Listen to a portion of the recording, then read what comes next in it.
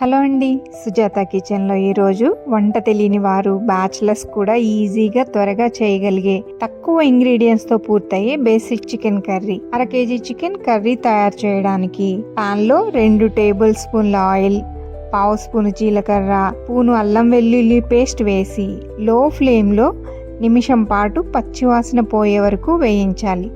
1/2 spoon పసుపు, సన్నగా తరిగిన 2 ఉల్లిగడ్డలు, 3 పచ్చిమిర్చి, కరివేపాకు, 1/2 స్పూన్ ఉప్పు వేసి మీడియం ఫ్లేమ్లో ఉల్లి ముక్కలు గోల్డెన్ బ్రౌన్ కలర్ వచ్చే వరకు కలుపుతూ వేయించాలి. సన్నగా తరిగిన 3 టమోటాలు వేసి ముక్కలు మెత్తబడే వరకు వేయించాక పసుపు, నిమ్మరసం వేసి కడిగి నీళ్లు పిండేసిన 1/2 kg చికెన్ వేసి బాగా కలిపి చికెన్ నుండి ఊరే నీరంతా ఎగిరే వరకు మీడియం ఫ్లేమ్లో వేపాలి.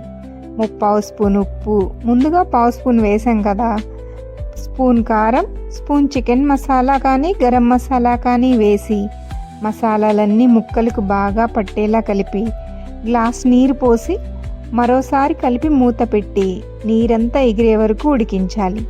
చివరగా కొత్తిమీర తరుగు వేసుకొని కలిపి వేడివేడిగా తింటే రుచి అదిరిపోతుంది. మీరు తప్పక ట్రై చేసి మీకు ఎలా వచ్చిందో కామెంట్ చేయండి. ఈ రెసిపీ మీకు నచ్చితే వీడియోని లైక్ చేసి షేర్ చేసి సుజాత కిచెన్ను సబ్స్క్రైబ్ చేయండి. థ్యాంక్ యూ అండి.